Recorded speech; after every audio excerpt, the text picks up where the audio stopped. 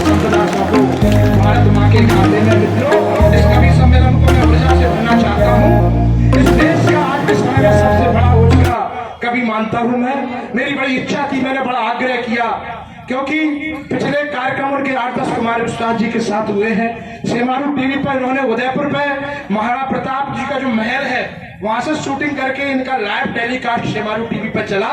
मैं अजय अंजाम दी, वो औरैया से आए हैं, जो चेतक की कविता पूरे देश में वायरल हो रही है, उनके लिए एक बार जोरदार तालियां बजाओ। मैं 4 पंक्तियों से अजय अंजाम को डेढ़ वाजपेयी की पंक्तियों से आवाज देना चाहता हूं कि अपने कान्हा को बिस्तर का शीश कुचलना आता है।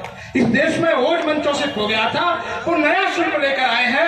मैं पंक्तियां पढ़ना चाहता हूं कि अपने कान्हा को बिस्तर का शीश कुचलना आता है, बजरंगी को अश्रुवाण की आग निगलना आता है, अमरण चंडी को नरमुंडों की मात चढ़ाया कहते हैं, बंसी की तानों को रण में जहर उगलना आता है। अजय अंजाम औरैया।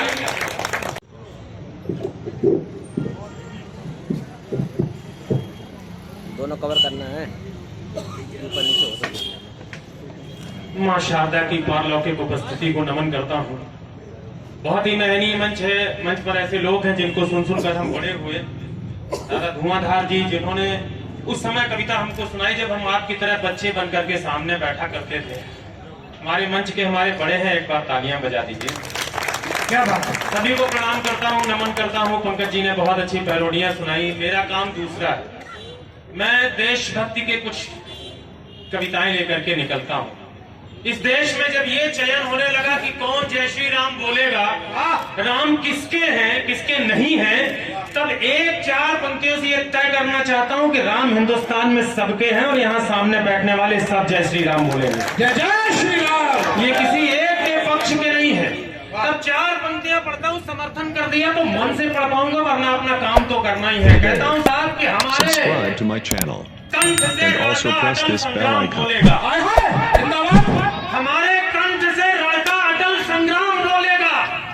सरकारें किसी की भी हो, ये मंच ऐसा है, आंखों में आंखें डाल करके सवाल पूछने की हिम्मत सिर्फ हम जैसे लोगों की होती है। अभी आपने कल के दिन देखा होगा, जी टीवी पर बैठ करके मैंने सरकार से उत्तर प्रदेश में रहते हुए सवाल पूछे, जहां बुलडोजर चला दिए जाते हैं भाई साहब। क्या बात। तब 4 पंक्तियां पढ़ता हूं, तय करना कि सब राम को पसंद करते हैं।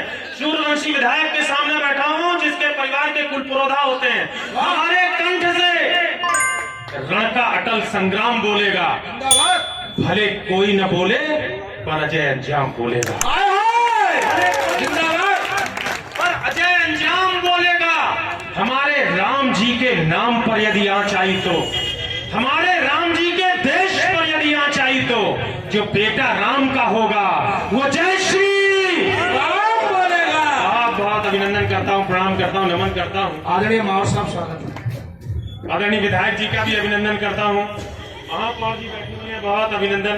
ऐसा कई बार हो जाता है साहब, हमारे यहाँ पता लगा कि विधायक जी हैं और उनकी पत्नी जो है वो महापौर है या किसी दूसरे पद पर है। एक बार तो हम मंच पर बैठे हुए थे, सामने विधायक जी और उनकी पत्नी बैठी हुई, वो भी बड़े अच्छे पद पे थी। किसी कवि ने कविता सुनाई, तो विधायक जी की पत्नी ने विधायक जी के पीठ पे हाथ मार के बोले भाई साहब मजा आ गया, क्या सुंदर कविता सुनाई। और मजे की बात तो ये कि विधायक जी ने भी पलट के धाव मारी, बोले बहन जी बात तो सही कह रही है। तो ये आलम हो जाता है। आइए मेरे साथ भी जुड़िएगा। एक छंद और पढ़ता हूँ देशभक्ति का, उसके बाद वो कविता विशेष जिसके लिए भाई ने आरेखित किया, जिसके लिए यहाँ तक बुलाया, वो चेतक की कविता जिसने अजय को अंजाम बना दिया, अजय तक पहुंचा दिया, वो आपको निवेदित करूंगा। लेकिन पहले कुछ छंद सुनाता हूँ। स्वागत है, स्वागत है, स्वागत है। देश में वो देशभक्ति का उबाल दीजिए माँ, देश प्रेम की दिलों में ज्वाल लगने लगे। कर्म से अखंड और धर्म से प्रचंड आज हर युवा ही लाल बाल पाल लगने लगे। बेटियों को शक्ति का वो बीज मंत्र दीजिए कि वैश्यों को काली का कराल लगने लगे। ऐसी वीरता प्रदान कीजिए सुतों को मात, बच्चा बच्चा अंजनी का लाल लगने जिंदाबाद। कैसे बेटे ये देश मांगता है, सुनिएगा। भारत जयचंद नहीं, कोई फेरफंद नहीं, हिंदुओं से कृष्ण और राम मांगता है देश। शेर सरदारों के घरों से भी सुनो जी आज, बेटा भगत सिंह सा ललाम मांगता है देश। जात के लिए भी नहीं ये देश जातियों में बढ़ता दिखता है तो हमारा मंच बोलता है क्या? जात के लिए भी नहीं, बाप के लिए भी नहीं, देश के लिए ही बस काम मांगता है देश। एक नाम बोलता हूँ और सलाम चाहता हूँ, मोमिनों से अब्दुल कलाम मांगता है। जिंदाबाद जिंदाबाद जिंदाबाद। मोमिनों से अब्दुल कलाम मांगता है। वाह, एक और छोटी सी कविता निवेदित करता हूँ, सीधे सीधे चेतक पढ़ता हूँ। स्वागत। वाह क्या आनंद से परिपूर्ण है यह भव्य मंडप, आय हाय इंद्र की अलकापुरी को मात देता दिव्य मंडप। आय हाय, वाह विद्युत दीपकों की क्या अनूठी जगमगाहट, वाह पक्षियों को बांधती है ये प्रसूनों की सजावट। स्वर्ण के सिंहासनों पर देव कविता के विराजे, मुक्त स्वर में गूंजते हैं ये चतुर्दिक यंत्र बाजे। यंत्र बाजों से बहुत श्रृंगार गाया जा चुका, हास्य के आरोह का जादू जगाया जा चुका। और कुछ वो भी सुना जो भूल कर सुनना नहीं था, वो गुना जो भारती के मंच से गुनना नहीं था। आय हाय हाय हाय, क्या टिप्पणी। प्रश्न है अब मैं बताओ कौन सा मुद्दा उठाऊं, जो सुनाया जा चुका है मैं वही कैसे सुनाऊं, इसलिए मैं लीक से हटकर सुनाना चाहता हूं। सो रहे जो सिंह मैं उनको जगाना चाहता हूं। आय हाय हाय, कैसे। मैं अछूते छंद का चंदन लगाना चाहता हूं। वाह वाह, देश की मिट्टी के मैं कुछ गीत गाना चाहता आय हाय, तालियां आकाश पर तालियां। हूं। देश की मिट्टी के मैं कुछ गीत गाना चाहता हूं। वाह, गीत गाना चाहता हूं मैं सनातन आस्था के, आय हाय, पूर्वज देकर गए जो उस अनूठी संपदा के। वाह। मैं चतुर्युग से मिला वरदान गाना चाहता हूं। दोस्तों मैं देश का सम्मान गाना चाहता हूं। वाह, क्या बात। राम के गुलाम बनने का सुनो मुझसे कथानक, प्रक्रिया है दीर्घ कोई कृष्ण क्या बनता अचानक। अरे सिंदूरों के मार्ग क्या है, हम क्या थे हमारे पूर्वज, सिंदूरों के मार्ग। और ये वो पंक्ति है राम भद्राचार्य जी के आश्रम में चित्रकूट में सुनाई, गले से लगा करके उन्होंने आशीर्वाद दिए। अगर आप तक पहुंच जाए तो पूरे सदन की तालियां मांगता हूं। सामने कुछ तेजस्वी और ऊर्जावान लोग बैठे, इनकी तालियां आती हैं, पीछे लोग ये लगता है जैसे गमले रखे हुए हैं। एक बार पूरे लोग जुड़ करके बताना, सिंदूरों के मार्ग ये अवकाश हम देते नहीं, ढील कर मार्तंड को हम सांस भी लेते नहीं। वाह, बाबा क्या ढील कर मार्तंड को हम सांस भी लेते नहीं। लो सुनो कैसे धर्म ध्वज गाड़ देता है भरत, सिंह के जबड़े करों से फाड़ देता है भरत। सुन सको तो मान्यवर गांडीव की टंकार सुन लो, यूं के सप्तम शिखर से वीर की हुंकार सुन लो। बारिशुत तारा तनय के पांव का अड़ना सुनो, अस्मिता के पक्ष में तुम गीत का लड़ना सुनो। हाय हाय हाय हाय, क्या संवेदना है। मुझसे किसी ने कहा विधायक जी गीत तो म्लेच्छ था, उसकी जाति उसका धर्म कोई ऐसा ऊंचा कुल नहीं था, अंत समय में उसे राम की गोद क्यों मिली। इधर आचार्य द्रोण तो बहुत बड़े आचार्य थे, क्षत्रिय कुल में जन्म भी लिया, संत थे, महामना थे, अंतिम समय तीरों की सैया क्यों मिली।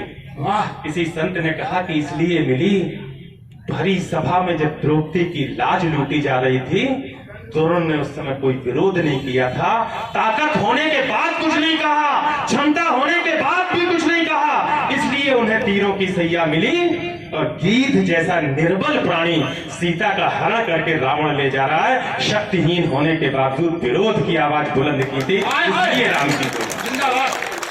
सिंदूरों के मार्ग। बहुत अभिनंदन आदरणीय संगठन मंत्री जी आपका अभिनंदन कर रहे हैं, सुरेंद्र यादव जी, बहुत बहुत तालियां बजनी चाहिए। कविता अपनी ऊंचाई पे है। सिंदूरों के मार्ग ये अवकाश हम देते नहीं, ढील कर मार्तंड को हम सांस भी लेते नहीं। लो सुनो कैसे धर्म ध्वज गाड़ देता है भरत, सिंह के जबड़े करों से फाड़ देता है भरत। सुन सको तो मान्यवर गांडीव की टंकार सुन लो, व्यूह के सप्तम शिखर से वीर की हुंकार सुन लो, बारिशुत तारा तनय के पांव का अड़ना सुनो, अस्मिता के पक्ष में तुम गीत का लड़ना सुनो। मैं उसी कर्तव्य का सूरज उगाना चाहता हूँ, देश की मिट्टी के मैं कुछ गीत गाना चाहता हूँ। हाय हाय हाय हाय, क्या सुनाने निकले हैं अजय अंजाम, क्या? मैं प्रतिष्ठित कर रहा हूँ वीरता के भाव को। अगर सही सही नाम लूं इस इतिहास के तो हर नाम पे तालियां मांगता हूँ। मैं प्रतिष्ठित कर रहा हूँ वीरता के भाव को, भूलने दूंगा नहीं मैं वीर बाजीराव को। हाय हाय, क्या बात। आप चेतक की चरण रज से ये मंडप ढांक दूं, वीर छत्ता का दुछत्ता छातियों पर टांग दूं, कंठ पर रख दूं कहो चौहान की हुंकार को, जो उठी झांसी से उस वीरत्व की टंकार। जिंदाबाद, क्या शब्द है, क्या बोस को सैल्यूट,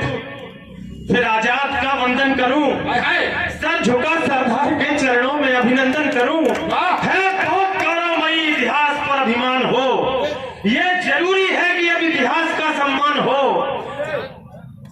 नमन करता हूँ। बहुत बुजुर्ग श्रोता सुनने के लिए आए हैं आशीर्वाद है। और ऐसे ही बड़े और बुजुर्गों के चरणों का आशीष लेने के लिए हम शहर शहर गांव गांव घूमते हैं। आज अगर आचार्य का कोई एक टिप्पणी उनकी आशीष के रूप में आ गई तो मैं खुद को बहुत भाग्यशाली समझूंगा। बाकी लोग अपना अपना स्थान ग्रहण कर लें। आचार्य को बैठा है। जागते रहना हमें कमजोर आंका जा रहा, झूठ के बादल में सच का सूर्य ढाका जा रहा।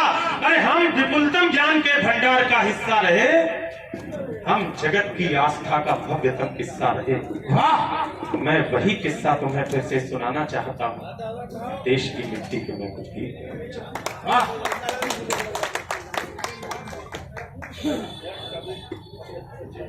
स्वागत भाई साहब, स्वागत निवेदित करता हूँ। स्वागत। और क्यों ये सब मैं पढ़ना चाहता हूँ विधायक जी, आपका विशेष ध्यान चाहता हूँ। पक्ष या विपक्ष की कक्षा नहीं है मंच। जब देश के 70% कवि जय मोदी जय योगी करना शुरू करते हैं तो हम जैसे लोगों की तकलीफ होती है। एक बार संसद की सीढ़ियों से नेहरू जी लड़खड़ाए थे साहब। दिनकर जी ने पीछे से सहारा दिया। नेहरू जी ने कहा कि दिनकर तुमने आज संभाल लिया, नहीं तो मैं नीचे गिर जाता। हमारे वंश के बड़े कवि ने जो बड़ी बात कही शायद आपके हृदय तक पहुंच सकूं। जैसे ही नेहरू जी ने कहा मैं फिसल रहा था, तुमने संभाल लिया।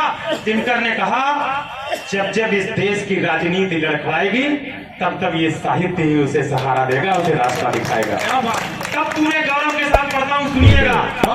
Subscribe to my channel या विपक्ष की कक्षा and also नहीं है press मंच। this bell icon. सत्य के समक्ष शीश मिलकर झुकाएंगे। हाय हाय। कविता का पारखी समाज है समक्ष आज, दोनों पक्ष मिलकर इस कक्ष को सजाएंगे। हाय हाय। सुनने में कक्ष लोग खोले हुए हैं पक्ष, अच्छा सुनाओ तो पलकों बिठाएंगे। अरे तालियां बजाने के लायक पढ़ा तो जाए, दावा है मिलकर सब तालियां बजाएं। हाय हाय। क्या बात। कविता को लेकर तुम चले हो कहां से कहां? सवाल पूछता हूँ, किनके वंश के हैं हम? दिनकर को, निराला को, मीरा को, सुमित्रानंदन पंत को भूले नहीं है हम। कविता को लेकर तुम चले हो कहां से कहां? कितना गिराया है मान बतलाएं क्या? हाय हाय। मुन्नी बदनाम और चोली के प्रतीकों पर लिखी गई कविता को सुनकर इतराएं क्या? हाय हाय। अरे तुलसी, कबीर, सूर, मीरा के उदास नैनन से टपके हुए आंसू गिनवाएं क्या? कविता के मंच पर मस्खरी के रूप रंग रखे जाए, उस पर कहो तालियां बजाएं क्या? हाय हाय। क्या बात। पढ़ना क्या है ये भी अजय अंजाम बताएंगे। क्या बात। भारती की आरती में दीपक से दमक उठे शब्दों के प्रसून देश माता पर चढ़ाओ तो। भारत की आन बान शान की प्रशस्ति पढ़ो, वीरों की जय का जय घोष लगवाओ तो। तालियां तो छोड़ो, सलामी भी देंगे लोग, देश के शहीदों की वीरतावली गाओ तो। पंक्तियों में श्वेत हरा केसरिया मिला के रंग, गीतों में अपने तुम तिरंगा लहराओ तो। गीतों में अपने तुम तिरंगा लहराओ। क्या बात। नमन करता हूं। ये कविता जो अब मैं आपको सुनाने वाला हूं मेरे जीवन का फलसफा है, मेरे जीवन की सबसे बड़ी उपलब्धि है। राजस्थान का वो अजीमुशान गौरव, वो सूर्य जिसे सिसोदिया कुल वंश का महायोद्धा कहा गया। बेटा आप चाहे मत लाना, इस देश की सबसे बड़ी कविता डिस्टर्ब नहीं होना चाहिए। मेरे ख्याल से इस कविता का सबसे ऊंचा शिल्प है आज के समय में। एक बार तालियां बजाई जोरदार। बीच में मैं तो चाय वाले से आजकल कुछ कहता नहीं। प्रधानमंत्री कौन प्रधानमंत्री बन गया? सही बात। इसलिए भैया बोलना नहीं चाहिए, वो बांटे तो बांटने दो, अपन अपना काम किसी तरह कर ही लेंगे, लिफाफा तो मिल ही जाएगा। साधना का वक्त है भाई साहब। मैं निवेदित करता हूँ भाई साहब, सिसोदिया वंश का वो महासूर्य, वाह। अकबर ने कितने बार आक्रमण किए, पूरे भारत का नक्शा उठा करके देखिएगा। 15वीं शताब्दी का पूरे भारत का यहां से लेकर के और तालिबान तक, अफगानिस्तान तक एक रंग दिखाई देता है। राजस्थान का वो छोटा सा सूबा मेवाड़, उसका अलग रंग दिखाई देता है। अकबर ने सैकड़ों प्रयास किए, लेकिन क्षत्रिय वंश के उन सूर्यों ने एक भी बार अकबर को वहां आक्रमण करने में सफल नहीं होने दिया। उन वीर योद्धाओं की कविता सुनाने चलता हूँ, निवेदित करता हूँ, सुनिएगा। और मैं तो महाराणा प्रताप की कविता लिख भी नहीं पाया साहब। श्याम नारायण पांडे ने जो हल्दी घाटी लिख दी, उसके बाद क्या लिखने को बचा था? मैंने उनके घोड़े चेतक पर कविता लिखी है, उसकी स्वामी भक्ति पर कविता लिखी है, आपके समक्ष प्रस्तुत करता हूं, सुनिएगा।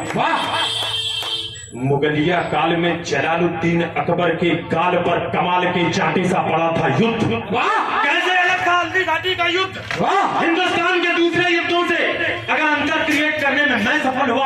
तो आपकी तालियां मांगता हूं। एक अंतर बताता हूं, हिंदुस्तान में बहुत सारे युद्ध हुए, लेकिन हल्दी घाटी का युद्ध कैसे अलग था। वाह, मुगलिया काल में जलालुद्दीन अकबर के गाल पर कमाल के चांटे सा पड़ा था युद्ध। राजा मेवाड़ के प्रताप महाराणा उनके माथे पर सोने के मुकुट सा जड़ा था युद्ध। हल्दी की घाटी में, वीर परपाटी में, मेवाड़ की माटी में मौत का अड़ा था युद्ध।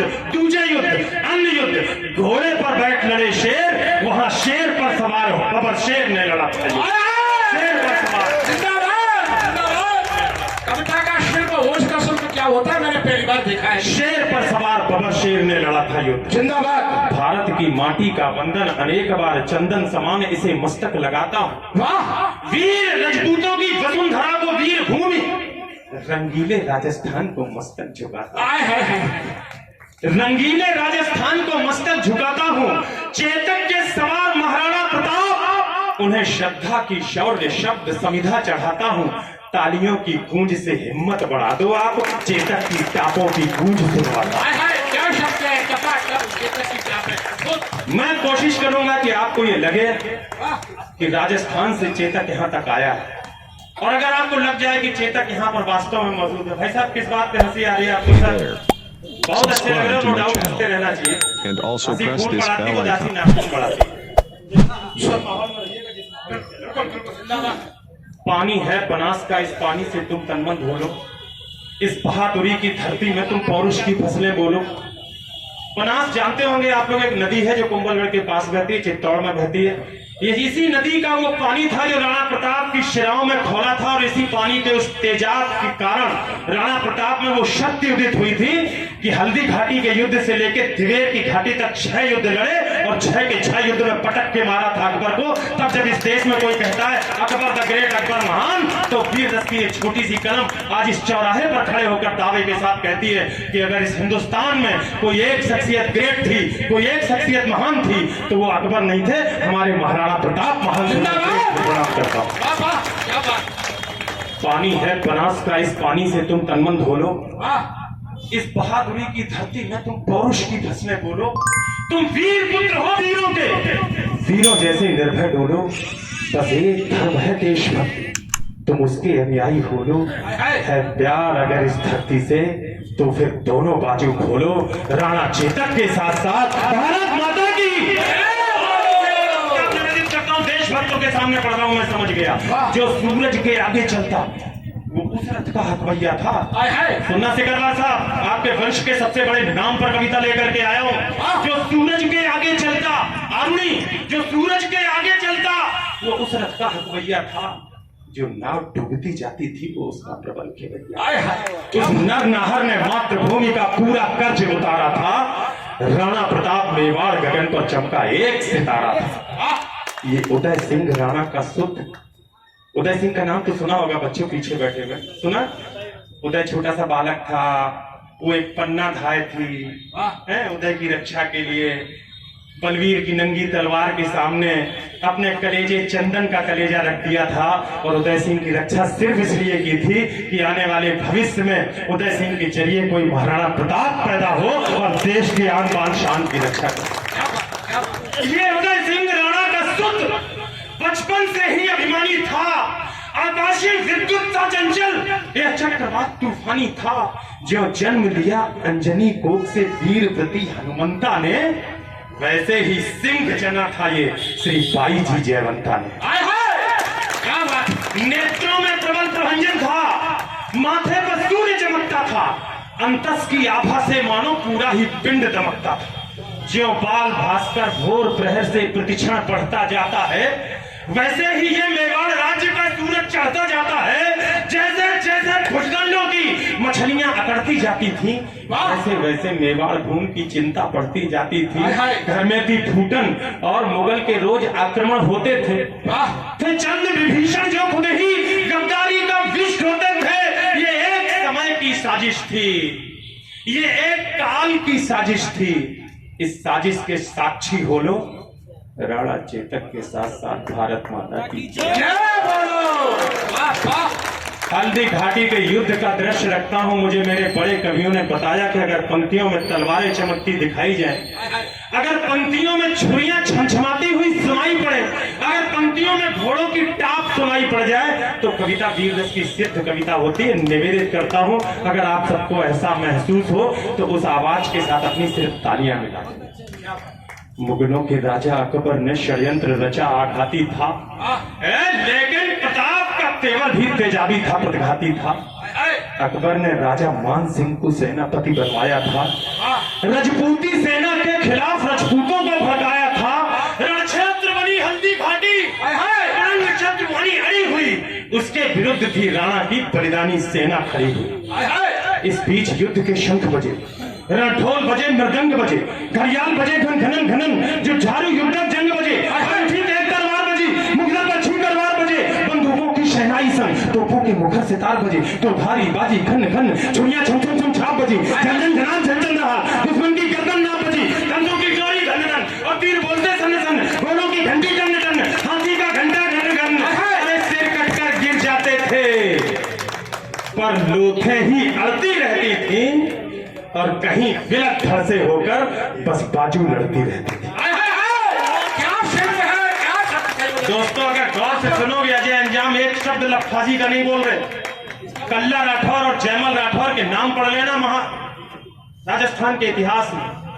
कल्ला राठौर के पैर में गोली लगी थी आदरणीय विधायक जी, जयमल राठौर ने अपने कंधे पर बिठाया था हल्दी घाटी के युद्ध में, चारों हाथों में तलवारें थी। मुगल सेना ये देख के आश्चर्यचकित थी कि कौन सा देवता युद्ध लड़ने आ गया जिसके चारों हाथों में तलवारें हैं और युद्ध लड़ रहा है। आज भी आप राजस्थान जाके देखिए भाई साहब, कल्ला राठौर और जयमल राठौर के मंदिर बने हुए हैं, तो योद्धाओं को देवताओं की तरह से पूजा जाता है। सिर कटकर गिर जाते थे, पर लोथें ही अड़ती रहती थी, और कहीं बिलक धड़ से होकर बस बाजू लड़ती रहती थी।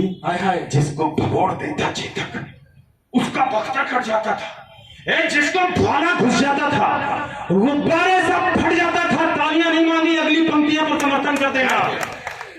गुब्बारे सब फट जाता था, वो नीले घोड़े का सवार तूफान दिखाई देता था, जिस ओर निकल जाता चेतक शमशान दिखाई देता।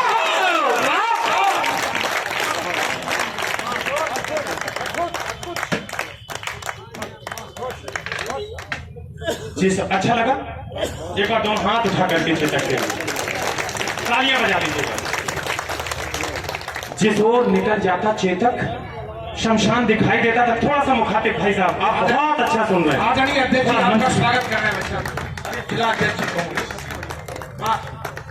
जिस ओर निकल जाता चेतक, जिस ओर निकल जाता चेतक शमशान दिखाई देता था, जिस ओर निकल जाता चेतक शमशान दिखाई देता था, वो नीले घोड़े का सवार तूफान दिखाई देता था। जिस ओर निकल जाता चेतक को ला रहा हूं, जुड़ जाना मेरे से। अगर लग जाए कि हाँ शब्दों के माध्यम से कोई पुराना कई जन्मों के पहले का भी एक व्यक्तित्व लाया जा सकता है सभा मंडप में, तो कविता की यह पंक्ति मां ने दी है। पूरे देश ने मुझे इस नाम से जाना। अभी देवेंद्र भाई उसी नाम से पुकार रहे थे, तब इधर से हंसी फूट गई थी। देखना उसी शब्दों को लेकर के लाता हूं, सुनिएगा। वो नीले घोड़े का सवार तूफान दिखाई देता था, जिस ओर निकल जाता चेतक शमशान दिखाई देता था। वो नीले घोड़े का सवार तूफान दिखाई देता था, जिस ओर निकल जाता चेतक शमशान दिखाई देता था। टप टप टपाक टप टप टपाक टप टप टपाक टप टप टपाक टप टप टपाक टप टप टपाक टप टप टपाक टप टप टपाक टप टप टपाक टप टप टपाक पदचाप सुनाई देती थी। चेतक दिखता थोड़ी ना था, बस चाप सुनाई देती थी। चेतक दिखता थोड़ी ना था, चेतक दिखता थोड़ी ना था। आदरणीय अशोक लहर जी आपका सम्मान कर रहे हैं भाई साहब। बहुत अच्छे लोगों के बीच कविता पढ़ रहा हूँ, संख्या कम है, लेकिन मुझे अनुभूति है कि जिस तरह से भी भैया ने कहा कि गीता सुनाते वक्त कवि भी एक था और सुनने वाला श्रोता भी एक था, अर्जुन। मुझे इतने सारे अर्जुन मिल गए, इससे बढ़िया और कविता कहाँ सुनाई जाती।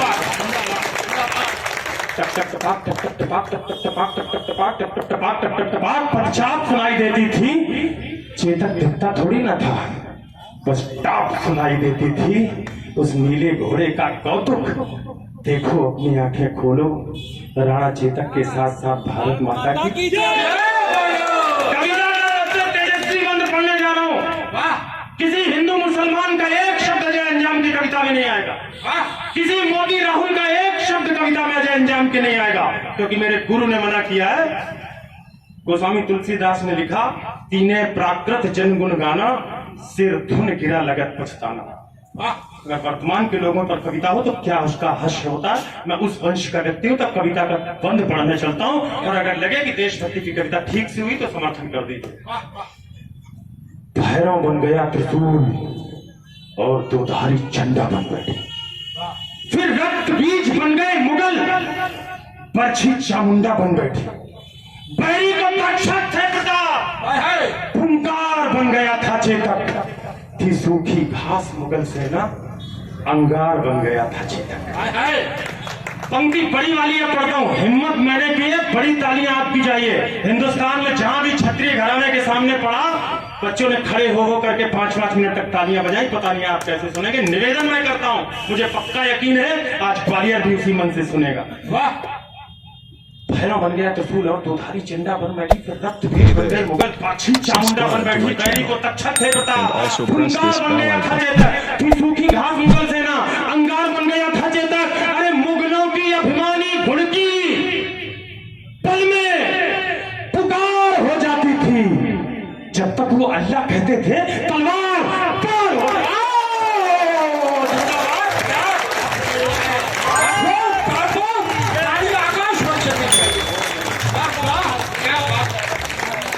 और ये पंक्ति भी इतिहास से उठाकर लाया हूं, जबरदस्ती नहीं लिखा। वाह, सुल्तान खां 7.5 फुट ऊंचा दुर्धर्ष योद्धा, अकबर की सेना का, मुंडी दबा देता था हिंदुओं के सनातन बच्चों के 3-3 महीने 4-4 महीने के देखे।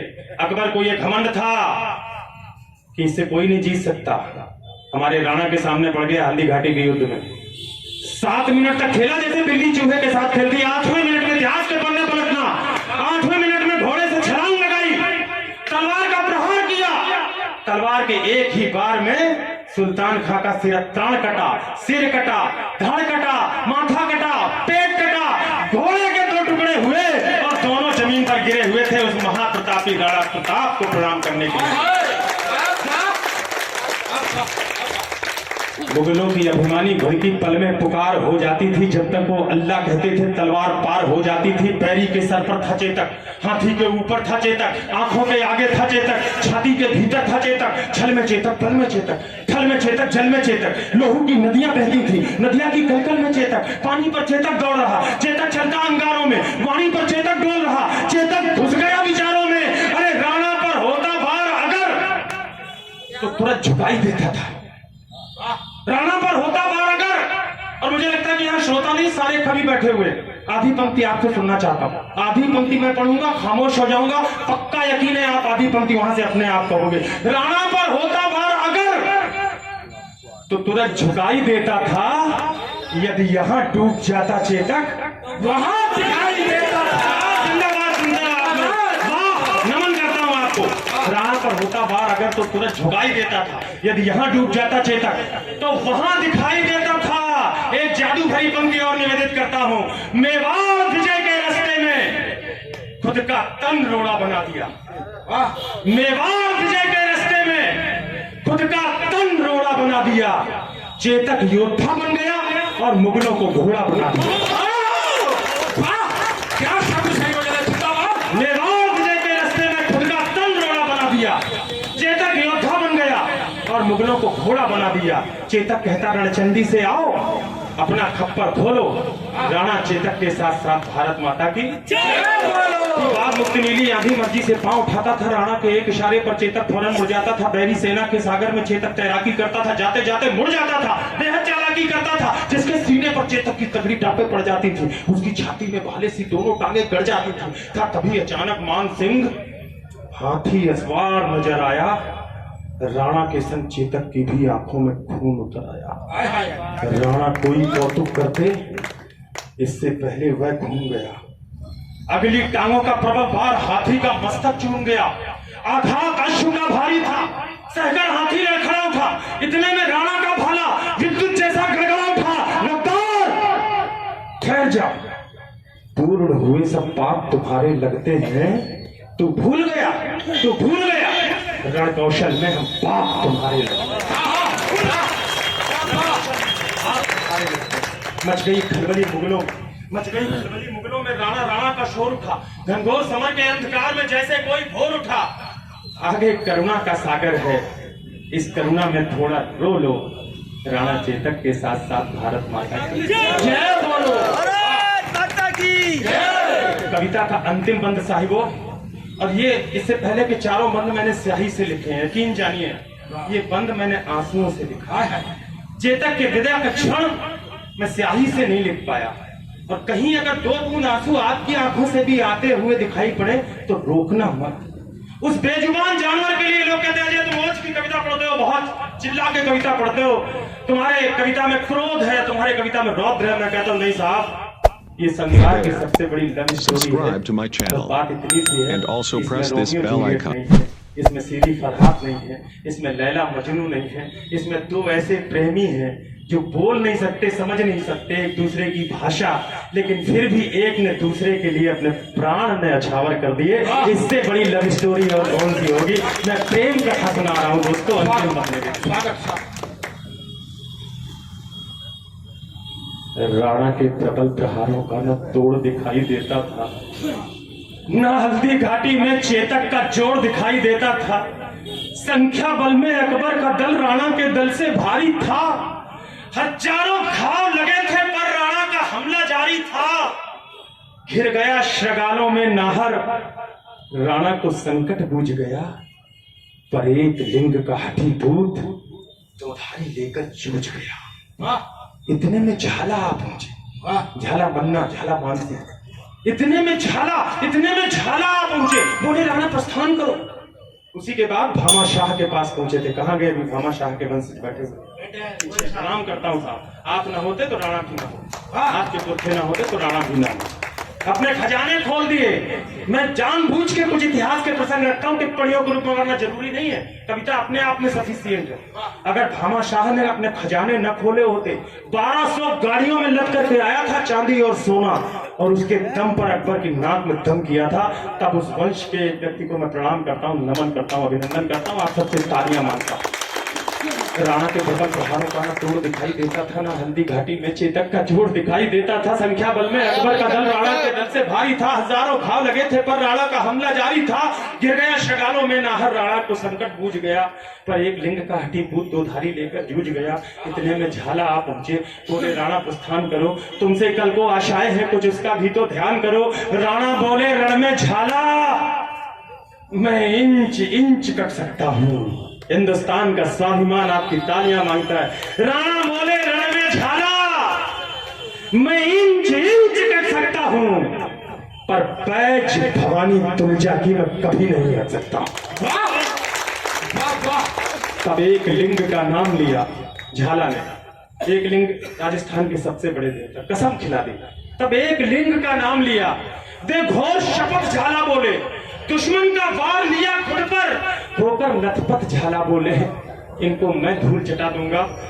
देखो तुम कल के मंगल को। झाला ने कसम दिलाई तो राणा चल निकले जंगल को। बढ़ते बढ़ते राणा मग में 21 गज का नाला आया। चेतक का तन था लस्त पस्त, लेकिन जैसे ज्वाला आया, अपनी पूरी ताकत समेत चेतक फल्लांग लगा बैठा। राणा की रक्षा करने को अंतिम छलांग लगा। उस नील अश्व ने स्वामी भक्ति का पाठ सभी को सिखा दिया।